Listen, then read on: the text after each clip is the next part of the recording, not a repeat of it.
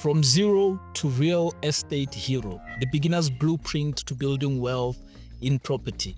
Maybe you think you need tons of cash, perfect credit, or insider connections to succeed. I want you to think again, because in this 8-part crash course, we will be breaking down everything a beginner needs to launch a profitable real estate portfolio. Even with no money, no experience at all, and no fancy connections, by the end of this series, my expectation is that you will know how to find deals, raise capital, calculate returns like a pro, and start building wealth one property at a time. Let's turn your real estate dreams into reality, starting now. What should we expect from this 8-part series?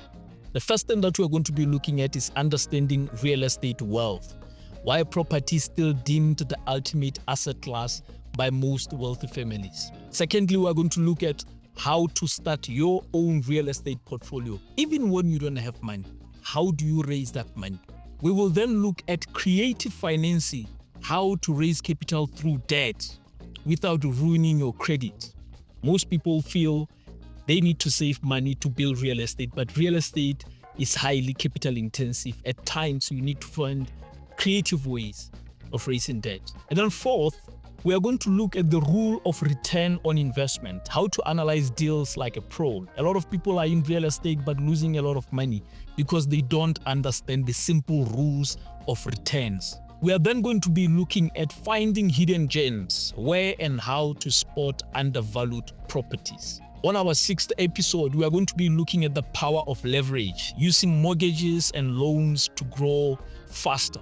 I know that a lot of people are employed, you've got access to debt, you can get your mortgage. How do you leverage that to grow your real estate portfolio? And then on the 7th episode, we are going to be looking at avoiding costly mistakes, the top 5 beginner blunders that we have seen and how to dodge each and every one of them.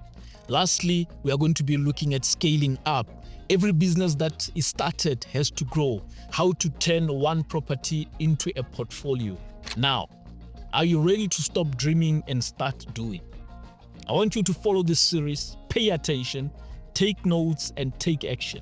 Your future self will definitely thank you when you are holding the keys to your first or next investment property.